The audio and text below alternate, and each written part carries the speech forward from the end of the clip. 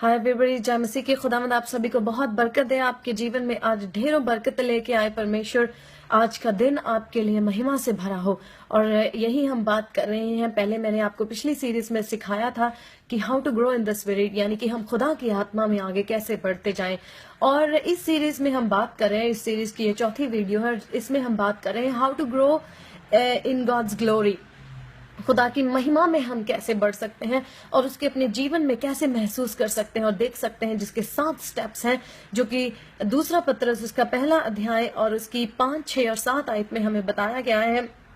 लिखा है कि इसी कारण तुम सब प्रकार का यत्न करके अपने विश्वास पर सद्गुण, जी हाँ, पहला स्टेप विश्वास पर सद्गुण, और सद्गुण पर समझ यानी कि नॉलेज, और समझ पर संयम यानी कि पेशेंस, और संयम पर धीरज यानी कि सब्र रखना, और धीरज पर भक्ति यानी कि राइचस धार्मिकता लेकर आनी अपने अंदर, और भक्ति पर भाईचारा यानी कि आपस में भाईचारा, भाइयों वाला प्यार रखना, और भाईचारे की प्रीति पर प्रेम बढ़ाते जाओ यानी कि प्यार आपस में बढ़ाते जाओ। ये 7 बातें, विश्वास, सद्गुण, समझ, संयम, धीरज, भक्ति, भाईचारा और प्यार, इन 7 कदमों पर धीरे धीरे चढ़कर हम खुदा की महिमा तक जो है वो पहुंच सकते हैं और उसको अपनी जिंदगी में महसूस कर सकते हैं।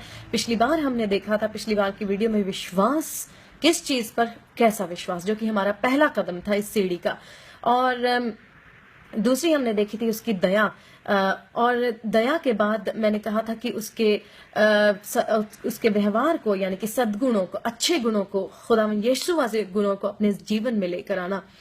और उसके बाद आज हम बात कर रहे हैं समझ, नॉलेज के बारे में, जिसमें कहा गया है कि सद्गुण पर समझ। दूसरा यहाँ पर मैं आपको बताऊंगी स्टेप आज जो है वो समझ है। और समझ एक बहुत ही बड़ा सब्जेक्ट है, इसलिए 2 हिस्सों में मैं आपको इसे एक्सप्लेन करने की कोशिश करूंगी कि कितने जरूरी है हमारी जिंदगी में सही समझ का होना, जानकारी का होना। और बाइबल हमें खास तौर पर बताती है, प्रोवर्ब्स नीति वचन उसका 3 अध्याय और 5 और 6 आयत, जिसमें लिखा है कि तू अपनी समझ का सहारा ना लेना, जिसमें हमें साफ बताया गया है कि अपने खुदा पर हम पूरी तरह से, अपने पूरे दिल से विश्वास करें और अपनी समझ का सहारा ना लें। यानी कि बताया गया है कि do not lean on your own understanding, और खुदा पर अपने पूरे दिल से विश्वास करें। क्यों हम अपनी समझ का सहारा ना लें? क्योंकि हमारी समझ जो है वो इंसान की समझ है, और इंसान की समझ जो है वो लिमिटेड समझ है। यानी कि हमारी समझ जो है वो एक लेवल तक ही हम बात को समझ पाते हैं, और हमारी अंडरस्टैंडिंग जो है वो उससे बियॉन्ड जो है नहीं जा पाती। और हम क्या करते हैं कि खुदा को उसी बॉक्स में फिट करने की कोशिश करते हैं। अगर हम अपनी समझ के आधार पर चीजों को या दुनिया को, दुनियादारी को, चीजें क्यों होती हैं, या खुदा को समझने की कोशिश करते हैं, तो हम खुदा को एक बॉक्स में बंद कर देते हैं, और वो हमारी अपनी समझ होती है। और जब हमारी अपनी समझ के हिसाब से वो चीजें उस बॉक्स में फिट नहीं होती और हमें जवाब नहीं मिलते अपनी समझ के हिसाब से, तो हमारे आगे क्वेश्चन मार्क आ जाता है। और बहुत सारे लोग, जब ये क्वेश्चन मार्क सामने आ जाता है कि क्यों ऐसा होना चाहिए था, ऐसा नहीं, तो कई बार हम विश्वास से पीछे हट जाते हैं। बहुत सारे लोग, जब वो जिंदगी में एक क्वेश्चन मार्क बड़ा आ जाता है कि ऐसा क्यों हुआ, मैं क्यों यहाँ पर हूं, अगर खुदा है तो ये क्यों नहीं, खुदा ने ऐसे क्यों नहीं किया, तो वो जब क्वेश्चन मार्क आ जाता है तो बहुत लोग अपने विश्वास से पीछे हट जाते हैं। इसलिए बाइबल में हमें साफ बताया गया है कि तू अपनी समझ का सहारा ना लेना। यानी कि किसकी समझ का सहारा फिर हमें लेना है? हमें खुदा से मदद मांगनी है, खुदा की समझ का सहारा लेना है। इसलिए बाइबल कहती है कि अपना विश्वास पूरे दिल से खुदा की तरफ लेकर आओ, नीति वचन में बताया गया है। और खुदा की समझ जो है वो नेचुरल समझ नहीं हमारी तरह, वो है सुपर नेचुरल समझ। खुदा की समझ की कोई लिमिट नहीं।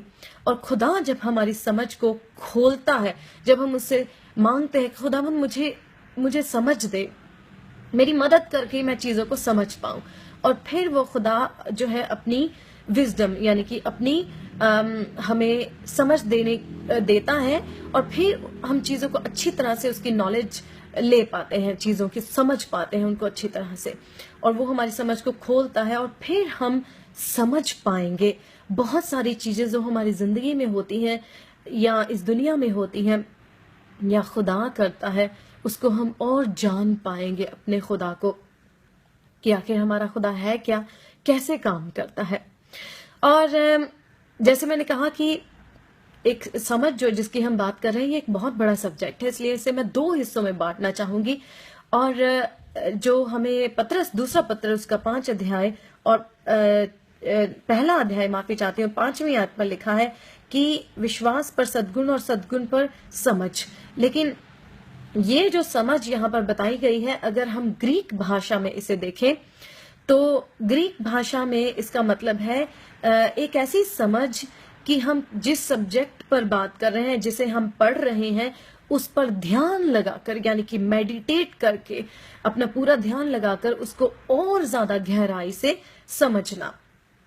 यानी कि जब हम बाइबल पढ़ते हैं या खुदा को समझना चाहते हैं या उसकी बातों को या बाइबल के ज्ञान को, तो सिर्फ जल्दी जल्दी पढ़कर नहीं, लेकिन उस बात पर पूरा ध्यान लगाकर गहराई से हम उसे समझ पाए। और इसी बात को मैं आपको अगले हफ्ते समझाकर पूरी तरह से हम इस समझ के, नॉलेज के सब्जेक्ट को खत्म करेंगे कि कितना जरूरी है आज की, खास तौर पे आज की जिंदगी के लिए।